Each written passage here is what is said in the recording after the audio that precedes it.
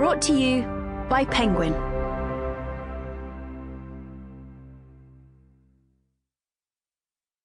The Pearl by John Steinbeck. Read for you by Hector Elizondo.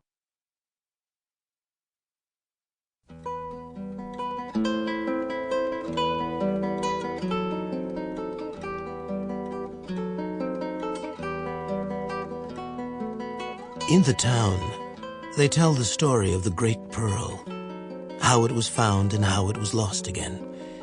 They tell of Kino, the fisherman, and of his wife, Juana, and of the baby, Coyotito. And because the story has been told so often, it has taken root in every man's mind.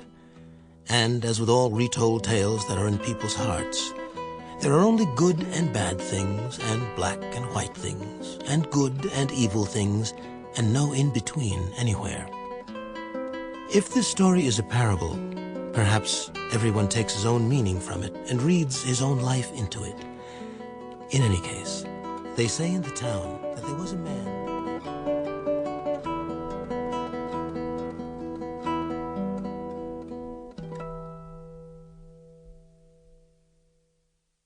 Kino awakened in the near dark.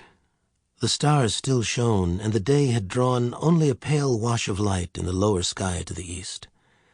The roosters had been crowing for some time, and the early pigs were already beginning their ceaseless turning of twigs and bits of wood to see whether anything to eat had been overlooked. Outside the brush house and the tuna clump, a covey of little birds chittered and flurried with their wings.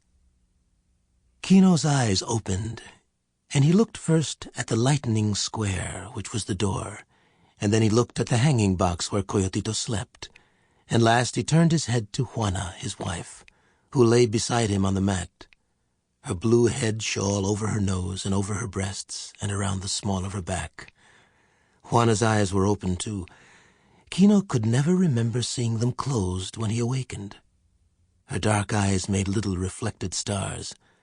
She was looking at him, as she was always looking at him when he awakened. Kino heard the little splash of morning waves on the beach. It was very good. Kino closed his eyes again to listen to the music. Perhaps he alone did this, and perhaps all of his people did it. His people had once been great makers of songs, so that everything they saw or thought or did or heard became a song. That was very long ago. The songs remained. Kino knew them, but no new songs were added. That does not mean that there were no personal songs. In Kino's head there was a song now, clear and soft, and if he had been able to speak of it, he would have called it the song of the family. His blanket was over his nose to protect him from the dank air. His eyes flicked to a rustle beside him. It was Juana arising, almost soundlessly. On her hard, bare feet she went to the hanging box where Coyotito slept, and she leaned over and said a little reassuring word. Coyotito looked up for a moment and closed his eyes and slept again. Juana went to the fire pit and uncovered a coal and fanned it alive while she broke little pieces of brush over it. Now Kino got up and wrapped his blanket about his head and nose and shoulders.